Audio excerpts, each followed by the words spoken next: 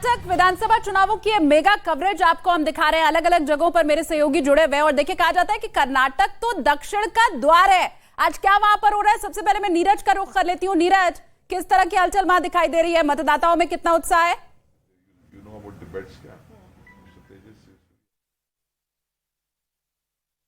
चलिए नीरज का मैं दोबारा रुख करूंगी। प्रियंका जो कि बेंगलोर में मौजूद है, उनका मैं रुख करती हूँ। प्रियंका, बेंगलोर तो वहां पर मेट्रो सिटी है, तो क्या जैसे मेट्रो सिटी में होता है सुबह जरा भीड़ कम होती है, वैसे ही दिखाई दे रहा है क्या?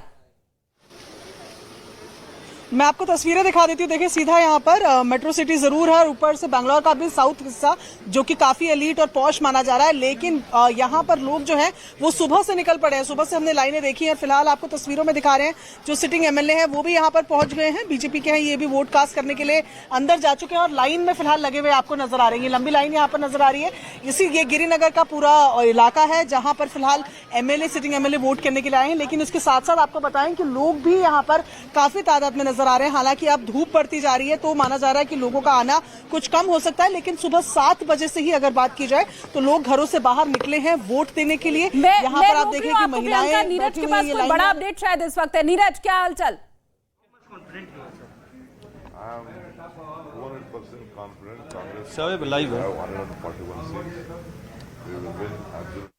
ठीक है, तो तमाम जो खास लोग हैं उनसे भी बात करने की कोशिश न्यूज़ 18 इंडिया लगातार कर रहा है, क्योंकि घरों के बाहर निकल के हर कोई अपने मताधिकार का इस्तेमाल कर रहा है। और आज वो दिन होता है जब आप अपनी खुद से सरकार चुन सकते हैं और फिर उससे that Congress always raise their issue during election time, and on inflation she said that Congress need to see their own tenure.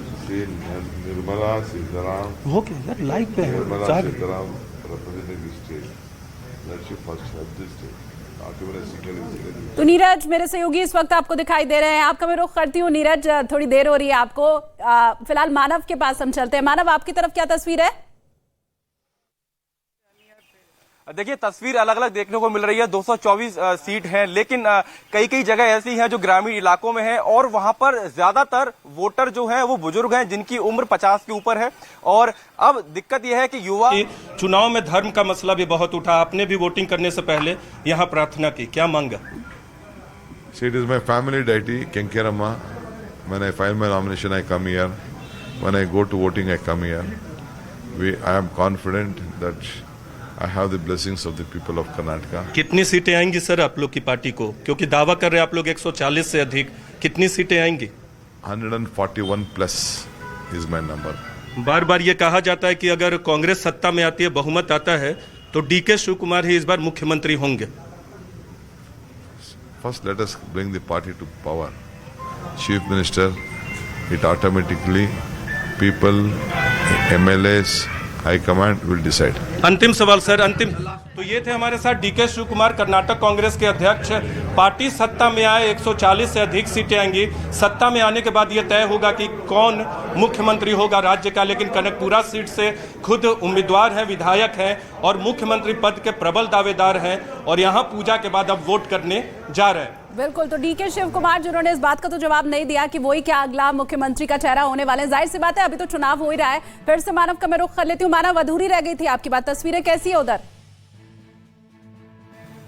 बिल्कुल, देखिए बात पूरी कर देता हूं। और कर्नाटक में अलग अलग तस्वीर देखने को मिल रही है। देखिए शहर में क्या है कि लोग पहुंच रहे हैं, जमावड़ा है, लेकिन कुछ गांव ऐसे हैं जहां से युवा जब पलायन कर जाते हैं तो वोट करने के लिए सिर्फ बुजुर्ग वहां पर रह जाते हैं। तो हम यहां पर अमूमन लोग देख रहे हैं जिनकी उम्र 50 के ऊपर है, 60 के करीब है, वो लोग यहां पर वोटिंग कर रहे हैं। लेकिन कुछ युवा ऐसे भी हैं जो बेंगलोर नौकरी करते हैं, लेकिन क्योंकि आज उनको अपनी जिम्मेदारी निभानी है, लोकतंत्र के पर्व में अपनी एक आहुति लगानी है और इसलिए वोट करने यहाँ पर पहुंच रहे हैं। स्वाति हमारे साथ हैं। Swati, you are here at your native place in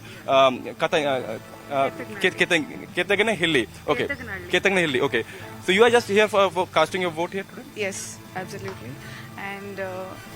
And I take this opportunity to ask and to convey youths to come and vote. This is your responsibility to vote, and you have that right. And this is to build our future, and every vote is matters. And this is all I ask for. Do you think there were a lot of topics were there? Bajrang Dal was there, Nandini milk issue was there. Do you think all these issues will help in changing the mind of youth, or the youth will vote accordingly?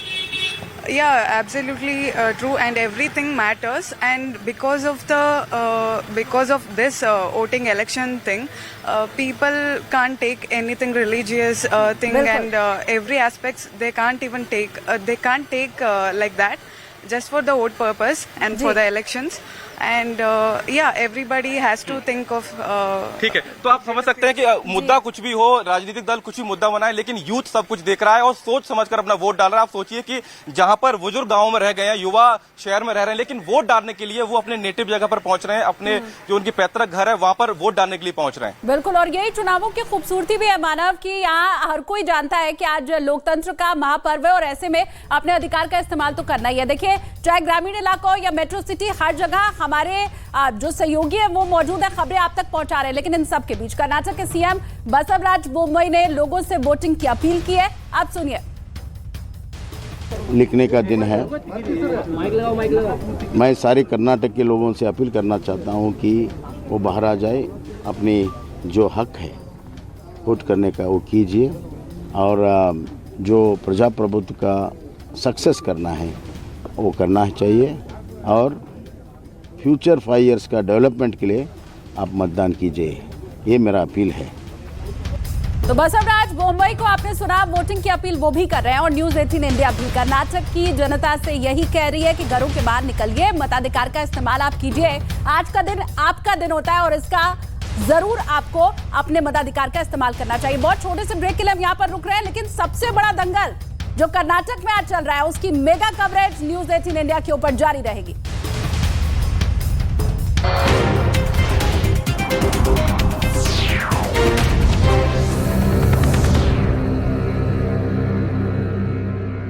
बताया था और उन्हें नसीहत दी थी कि वो इस तरह से पाकिस्तानी सेना के अधिकारियों के खिलाफ झूठे आरोप लगाने बंद कर दें। लेकिन खुफिया सूत्रों का दावा है कि इमरान इसके बावजूद नहीं रुके। यहां तक कि उन्होंने ये भी कह दिया कि पाकिस्तानी फौज की तरफ से उन्हें लगातार इस बात की धमकियां मिल रही हैं कि अगर उन्होंने एक शब्द भी सेना के खिलाफ कहा तो अंजाम बुरा होगा। चाहते हैं कि मैं जो हकीकी आजादी की तहरीक है इससे पीछे हटूं। लेकिन उन्होंने सेना के उस अधिकारी पर न सिर्फ उन्हें जान से मारने की साजिश रचने का आरोप लगाया, बल्कि डंके की चोट पर यह तक कह दिया कि सेना अगर उनके आरोपों को गंभीरता से ले तो वो इसे साबित करने से भी पीछे नहीं हटेंगे। लेकिन खुफिया सूत्रों का दावा है कि इमरान को अंदर ही अंदर इस बात का डर सता रहा था कि फौज के खिलाफ बोलने की सजा उन्हें आज नहीं तो कल मिलेगी ही मिलेगी। और हुआ भी कुछ ऐसा ही, क्योंकि एक दिन पहले सेना ने उन्हें चुप रहने की धमकी दी, लेकिन जब वो नहीं माने तो अगले ही दिन उनकी गिरफ्तारी हो गई। और वो भी ऐसे कि कोर्ट परिसर के अंदर घुसकर पुलिस वालों ने इमरान खान को गिरफ्तार किया और सब देखते रह गए। जिसके बाद ये एक बार फिर साबित हो गया कि पाकिस्तान में सेना ही सुपर पावर है और अगर किसी ने उसे नाराज किया तो उसका खेल खत्म। फिर चाहे वो पाकिस्तान का पूर्व प्रधानमंत्री ही क्यों ना हो, उसे इसकी कीमत चुकानी ही पड़ेगी। Breaking news.